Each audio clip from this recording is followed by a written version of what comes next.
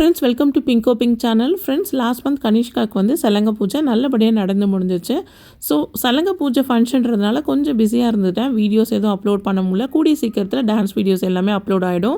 இன்றைக்கி ஒரு cooking vlog தான் பார்க்க போகிறோம். மட்டன் கீ ரோஸ்ட் பண்ண போகிறேன். மட்டன் வந்து ஒரு 1/2 கிலோ வந்து வாங்கியிருக்கோம். ஸோ அதை க்ளீன் பண்ணி எடுத்து வச்சுட்டேன். இதில் 1 ஸ்பூன் இஞ்சி பூண்டு பேஸ்ட்டு, 1/2 ஸ்பூன் மஞ்சத்தூள் போட்டு ஒரு 1/4 டம்ளர் தண்ணி ஊற்றி ஒரு 5 விசில் வர வரைக்கும் நம்ம வேக வச்சு எடுத்து வச்சுக்கலாம். ஸோ இந்த மட்டன் கீ ரோஸ்ட் வந்து செய்கிறது ரொம்ப ரொம்ப ஈஸி, ரொம்ப குயிக்காக செஞ்சிடலாம். இதுக்கு தேவையான மசாலா என்னென்னு பார்த்தீங்கன்னா, ஒரு 1/2 ஸ்பூன் சோம்பு, 4 கிராம்பு, 2 பீஸ் பட்டை, 2 ஏலக்காய், ஒரே ஒரு ஸ்டார் அனைஸ் எடுத்திருக்கேன். இதுக்கு வந்து வீட்டில் இருக்க நம்ம வந்து நான்வெஜ்ஜுக்கு யூஸ் பண்ணக்கூடிய ஸ்பைசஸ் தான். இதுதான் நம்ம வந்து இந்த டிஷ்ஷுக்கு தேவையான மசாலாவாக அரைச்சி ஊற்ற போகிறோம். இது எல்லாமே ட்ரை ரோஸ்ட் பண்ண போகிறோம். அதுக்கப்புறம் 1/2 ஸ்பூன் மிளகு, 1 ஸ்பூன் தனியா, காரத்துக்கு வந்து பார்த்திங்கன்னா காஞ்ச மிளகா ஒரு 10 மிளகா வந்து ஆட் பண்ணியிருக்கேன். உங்களோட காரத்துக்கு தகுந்தா போல் மிளகாவை இன்னும் கூட்டியும் நம்ம சேர்த்துக்கலாம்.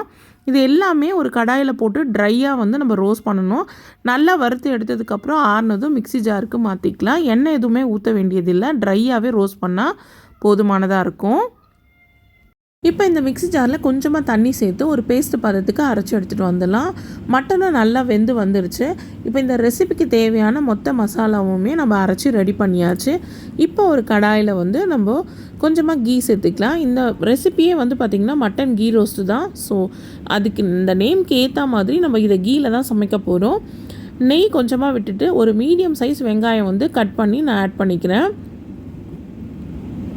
ஸோ வெங்காயம் வந்து கொஞ்சம் நல்லா வதங்கி வந்ததும் கொஞ்சமாக கருவேப்பிலை போட்டுக்கலாம். அதுக்கப்புறம் தக்காளி வந்து உங்களுக்கு ஆப்ஷனல். நான் வந்து தக்காளி வந்து ஒரு சின்ன தக்காளியை வந்து கட் பண்ணி ஆட் பண்ணிக்கிறேன் டேஸ்ட்டுக்காக. உங்களுக்கு வேணும்னா நீங்கள் ஆட் பண்ணிக்கலாம், அப்படி இல்லைனா ஸ்கிப் பண்ணிக்கலாம்.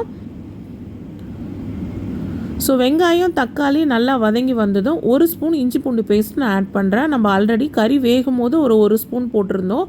இது வந்து கிரேவிக்கு தேவையான இஞ்சி பூண்டு பேஸ்ட்டு. ஸோ இது எல்லாமே நல்லா வதங்கி வந்ததும் நம்ம வேக வச்சுருக்கிற மட்டனை வந்து இதில் வந்து ஆட் பண்ணிக்கலாம். மட்டனில் இருக்கிற தண்ணியோடையே சேர்த்து நம்ம ஆட் பண்ணிக்கலாம்.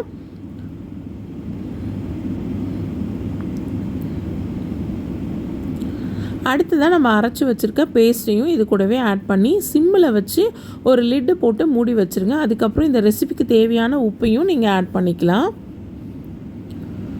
ஸோ இப்போ நல்லா எண்ணெய் பிரிஞ்சு வந்துருச்சு. ஸோ இப்போ நல்லா குக் ஆகிடுச்சு பாருங்கள். அந்த கீ வந்து ஓரத்தில் நல்லா பிரிஞ்சு வந்துருச்சு. ஸோ மட்டன் கீ ரோஸ்ட் வந்து ரெடி ஆகிடுச்சு. இப்போ சுட சுட சாதத்தில் இந்த மட்டன் கீ ரோஸ்ட்டை போட்டு குழந்தைங்களுக்கு கொடுத்திங்கன்னா அவ்வளோ விரும்பி சூப்பராக சாப்பிடுவாங்க. கனிஷ்காவுக்கு ரொம்பவே பிடிச்ச ஒரு ரெசிபி எதுன்னு பார்த்திங்கன்னா மட்டன் கீ ரோஸ்ட் தான். ரொம்ப ரொம்ப டேஸ்டியாக இருக்கும். ரொம்ப சிம்பிளான இன்க்ரீடியன்ஸை வச்சு குயிக்காக நம்ம செஞ்சு முடிச்சிடலாம். மறக்காமல் நீங்கள் இதை செஞ்சு பாருங்கள். செஞ்சு பார்த்துட்டு எப்படி இருந்ததுன்னு மறக்காமல் எனக்கு கமெண்ட்டும் பண்ணுங்கள். அடுத்ததாக சிக்கன் குழம்பு பண்ண போகிறோம். சிக்கன் குழம்பு வந்து பார்த்திங்கன்னா எல்லாருக்கும் தெரிஞ்சது தான். ஸோ இது எதையும் நான் டீப்பாக எக்ஸ்பிளைன் பண்ணலை. பேஸ் எல்லாமே ரெடி பண்ணியாச்சு. வெங்காயம் தக்காளி இஞ்சி பூண்டு பேஸ்ட்டு ஸ்பைசஸ் எல்லாமே ஆட் பண்ணியாச்சு. அடுத்ததாக சிக்கனையும் போட்டு நல்லா வதக்கிட்டு மிளகாத்தூள் உப்பு இதெல்லாம் போட்டு நல்லா இந்த அளவுக்கு குக் ஆனதும் அரைச்சி வச்சுருக்க தேங்காவையும் ஊற்றி ஒரு 3லேருந்து 4 விசில் வச்சு நம்ம குக் பண்ணி எடுத்துட்டா சிக்கன் குழம்பு ரெடி ஆகிடும். ஸோ அன்றைக்கி வந்து பார்த்திங்கன்னா சிக்கன் குழம்பு, அதுக்கப்புறம் மட்டன் கீ ரோஸ்ட்டு இதுதான் வந்து மெனுவாக இருந்தது. குக்கரில் செய்யும் போது சிக்கன் குழம்பு குயிக்காக நம்ம ஒரு 1/2 ஹவர்லேருந்து ஒரு 45 மினிட்ஸில் சீக்கிரமாக குக் பண்ணிடலாம். சிக்கன் குழம்பு சூப்பராக ரெடி ஆகிடுச்சு. இப்போ வந்து நம்ம சர்வ் பண்ணிடலாம். சுட சுட சாதத்தில் சிக்கன் குழம்பு மட்டன் வேறு லெவலில் இருந்துச்சு. மதியம் சாப்பிட்டு முடித்ததுக்கப்புறம் 5 மணி போல் புக்ஸ் எல்லாம் வந்து வெளியில் எடுத்து வச்சுருந்தோம். இந்த புக்ஸ் என்னென்னு பார்த்திங்கன்னா இன்ஜினியரிங்க்கு சம்மந்தமான புக்ஸு. இது எல்லாமே என்னோடய ஹஸ்பண்ட் வந்து இன்ஜினியரிங் காலேஜில் ப்ரொஃபஸராக ஒர்க் பண்ணிகிட்ருக்கும் போது அவர் வந்து யூஸ் பண்ண புக்ஸ் தான். 4 இயர்ஸ்க்கான புக்ஸு. ஒரு செமஸ்டருக்கும் ஒரு பேப்பர் வரும் இல்லைங்களா. ஸோ 4 இயர்ஸ்க்கான புக்ஸ் தான். நல்ல நல்ல ஆத்தரோட புக்கு இது.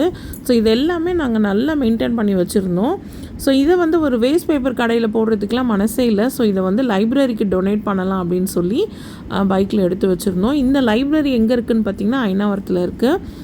ஐனாவரத்தில் வந்து பார்த்திங்கன்னா ஜீவா பார்க்குக்கு பக்கத்தில் இருக்குது. ஸோ இந்த லைப்ரரி வந்து ஐனாவரத்தில் இருக்கவங்க எல்லாருக்குமே தெரியும். நான் வந்து சின்ன பிள்ளையாக இருக்கும் போதுலேருந்து இந்த லைப்ரரியில் நிறைய புக்ஸ் எல்லாம் வந்து ரெஃபர் பண்ணி நான் வந்து படிச்சிருக்கேன். ஸோ நம்மக்கிட்ட இந்த மாதிரி புக்ஸ் எல்லாம் இருந்ததுன்னா அதை கண்டிப்பாக நீங்கள் வந்து தாராளமாக வந்து இந்த மாதிரி லைப்ரரிக்கு வந்து டொனேட் பண்ணலாம். புக்ஸு வந்து என்றைக்குமே வந்து அழியவே அழியாது. எல்லாருக்குமே வந்து பார்த்திங்கன்னா யூஸ்ஃபுல்லாக இருக்கும். இந்த புக்ஸு எல்லாமே எலக்ட்ரானிக் அண்ட் கம்யூனிகேஷன் இன்ஜினியரிங் சம்மந்தப்பட்ட புக்ஸு. எல்லாமே நல்ல நல்ல ஆத்தர் எழுதின புக்ஸு. கிட்டத்தட்ட ஒரு 40லேருந்து 45 புக்ஸ் கிட்ட நாங்கள் வந்து டொனேட் பண்ணியிருப்போம். எல்லாமே வந்து நல்ல கண்டிஷனில் இருந்தது. எதுவுமே கிழியல. பைண்டிங்லாம் நல்ல கண்டிஷனில் இருந்தது.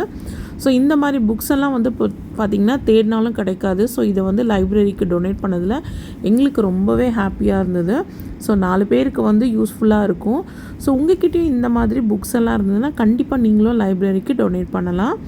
ஸோ இந்த வீடியோ உங்களுக்கு ரொம்பவே பிடிச்சிருக்குன்னு நினைக்கிறேன். பிடிச்சதா மறக்காமல் நம்ம சேனலை சப்ஸ்கிரைப் பண்ணுங்கள். நெக்ஸ்ட் வீடியோவில் பார்க்கலாம் ஃப்ரெண்ட்ஸ்.